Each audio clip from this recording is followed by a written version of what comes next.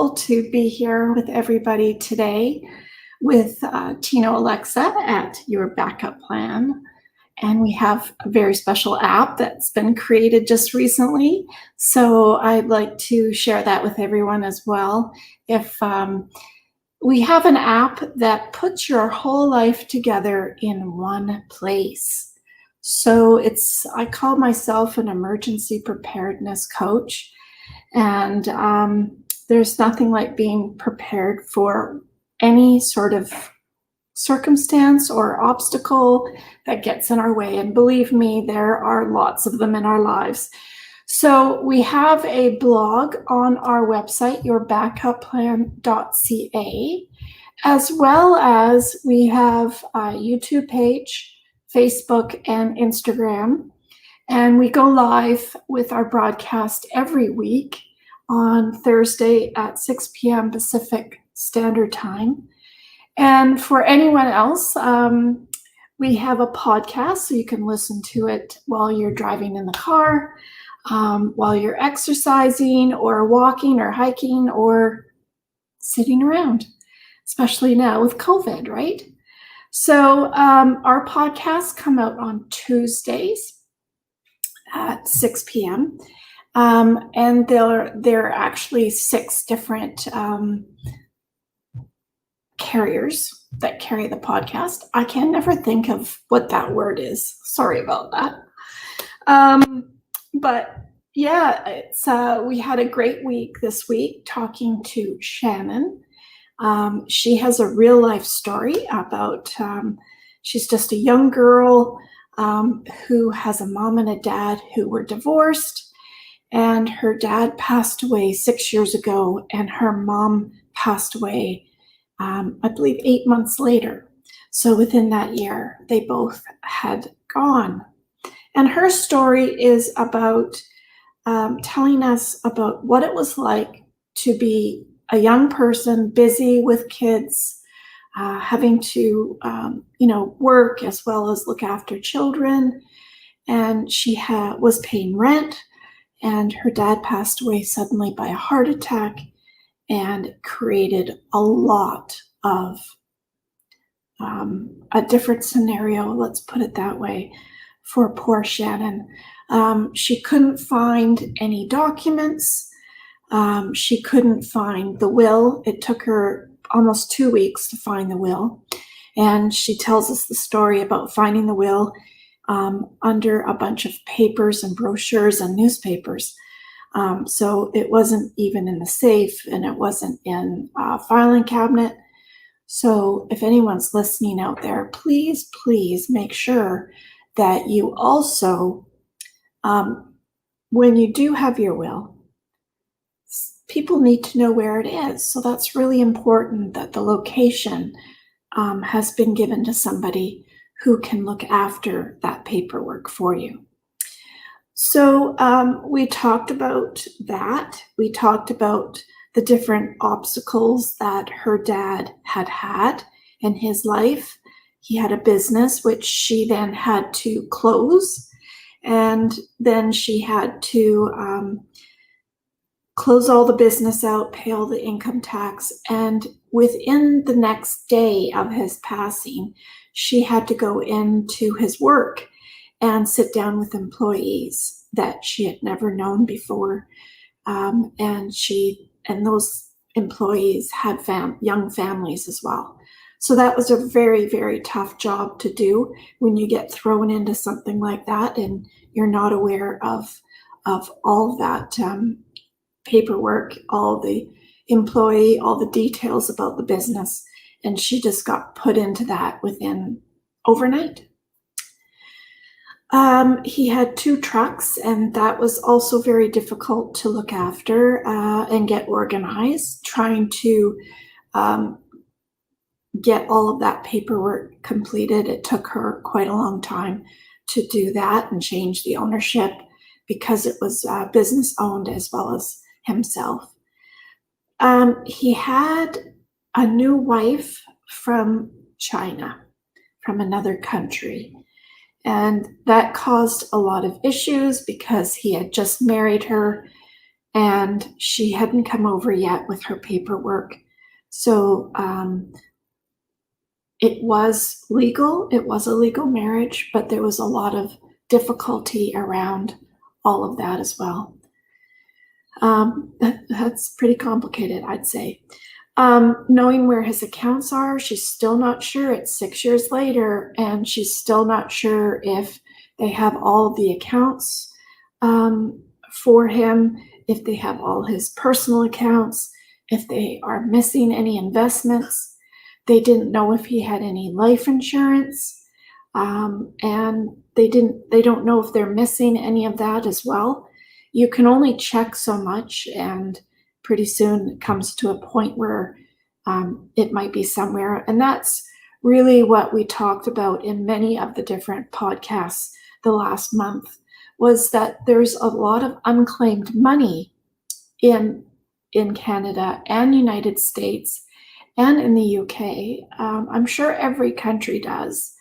And it's really, really important that our families know where our stuff is, because if you have 4 or 5 different bank accounts, but you only have any information about 1 or 2 of them, that doesn't help the family out at all to organize and find the money, close the accounts, and complete all of that paperwork.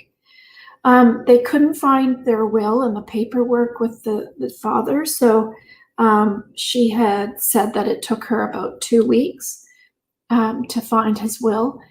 And at first they found a safe. They had to have someone come in and open up the safe and then find out that it had a whole bunch of Home Depot maps in it, and not of anything of real value. So they thought, well, maybe there's a safety deposit box, or another safe somewhere, or where could he have put it? There was nothing in the filing cabinets, nothing in the drawers. So they did eventually find it in a stack of paper that was just looked like it was going to recycling. And luckily, the will was actually still legal. It because of his divorce and his remarriage, they weren't sure if the will was going to be classified as legal or not. And it was, but the laws had changed just after that. So she was very lucky with that part. She didn't know his wishes. She didn't know what he wanted. She didn't know all of those kind of decisions that you have to make. And believe me, at a death, there's probably 1,000 questions that the funeral home will give you and a family to have to come up with all the answers. There are a lot of questions. And a lot of questions that, other than asking the person themselves, you don't really know the answer. So you have to just do what you feel that it's what they wanted, but maybe it's not. So there's definitely that to also consider, that if you haven't done funeral arrangements, that it might be something to look at or to discuss with your family members. Have a family meeting, because those are good to have at any age. Her dad was just in his late 50s, and her mom, I believe, was around the 60 mark. So, it can happen at any age, even though we think that we're still super women or supermen. We think that nothing's going to happen to us, but in fact, things do happen.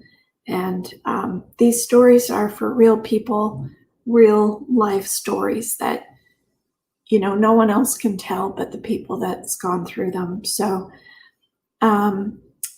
it really makes a difference to have some preparation done.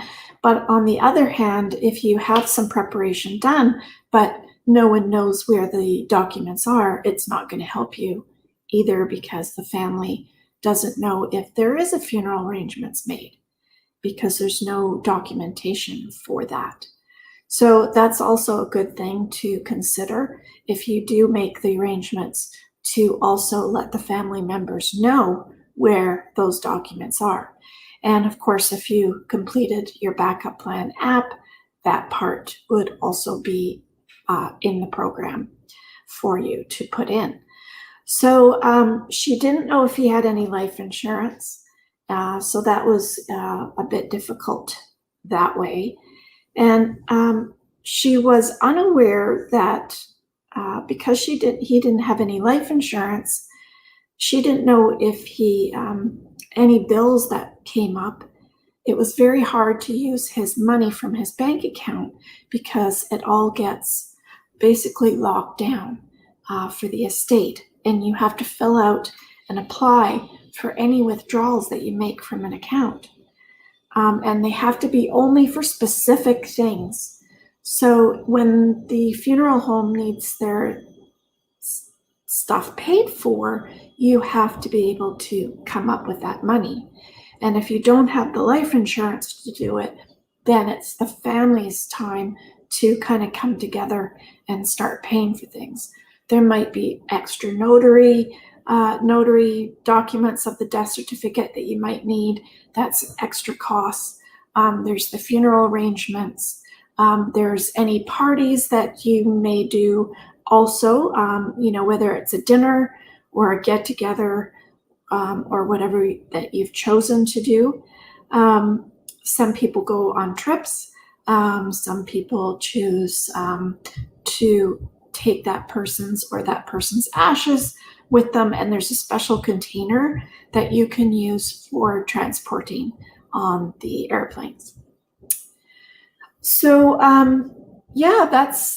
there was a lot to cover. Please listen to the podcast. It's on iTunes, Spotify, Podcaster. It's on 7 different platforms. Read the blog. Also, we'll be doing some workshops just off of our VIP Facebook page. So if you haven't, please like and join the Facebook page, because there will be extra notices on things that come up, any specials, any new events or interviews with any individuals, as well as question and answer period sessions that you can actually chat, ask your question, and there'll be someone that will be answering you back. So just like our every Thursday, you're welcome to send me a chat as well if I'm getting good enough to understand where I'm looking for the chat. That will help also. But I sure want to thank everybody for coming out every week and really listening to the different topics. I really would like to start adding a little bit more to our videos. Perhaps question and answer period would also be really helpful for new people or people that are wanting to start a project, start their own project, or their parents, and have those family meetings, because it's not just you that gets affected, and you have to make your own backup plan for yourself and for your spouse or partner. But it's also really important to have possibly your parents or your sisters and brothers have a family meeting and really talk about where those things are. And if you're unsure, download the app, and there's a list there of all the documents that you might be looking at or needing, and where are they, and put them in a big brown envelope. I've talked about this before in I think in my first podcast. We talked about how people used to keep these documents beforehand. How did we store these important documents? Whether it was property or bank accounts or business agreements or partnerships, whatever that looked like, marriage certificates, birth certificates. And in those old farmhouses, they didn't have, safes. They had gun cabinets, but they didn't have safes yet. So most of all of our relatives, most of everyone that you know that would have been in the early 1900s, they would have wrapped up those important documents and twisted them in newspaper or brown paper or whatever they had, and tied them up and put them in either a basement in the rafters up above or in the attic.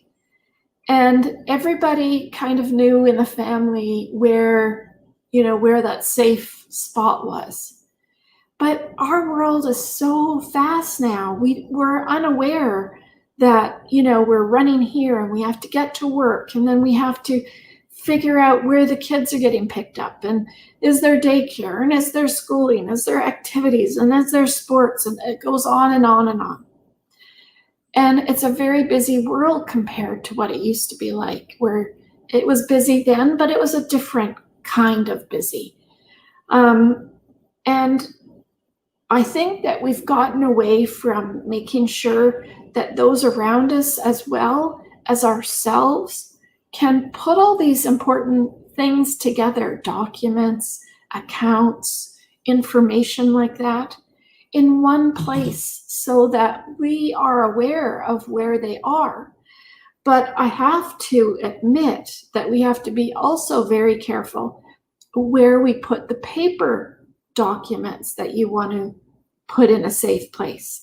Because if you put them in a filing cabinet and you lock it, that's creating safety for theft, but not for fire and not for floods. So we have to be careful on where we're going to store those paper documents as well. And I always recommend a safe, and you have to be careful with safety deposit boxes, because someone that wants to get access to the safety deposit box needs to fill out a form and get permission. And in a lot of credit unions and banks, you also will need a key. So if you're not aware of where that is, it's not to any help to you.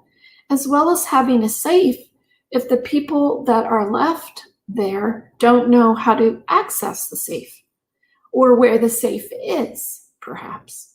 So there's a lot of questions that were unanswered for Shannon. She thought she was well prepared. She didn't realize how much she had to know or do and how complicated it was. And please don't forget to listen to her story. It is actually quite amazing on how such a young girl had such incredible strength, having to go through her dad's passing and then her mom's in a very short period of time. So I just want to thank everyone for coming out today to our live broadcast, and like and share our broadcasts, our videos on YouTube, our Facebook channel, our Instagram page. Please like, share, and subscribe to us. And we'd love to help you out with your own scenario. And if you have a story for me that you would like to have on a podcast, on our podcast show, please message me. I'd be happy to hear from you. And I look forward to seeing you next week at Your Backup Plan, our live broadcast every Thursday at 6 p.m. Pacific Standard Time. Please like, share, and subscribe. And thank you to all those that keep coming back. I'm so happy to be here and happy to share our story here with you today. Thanks so much for coming out, and I'll talk to you next week. Bye for now.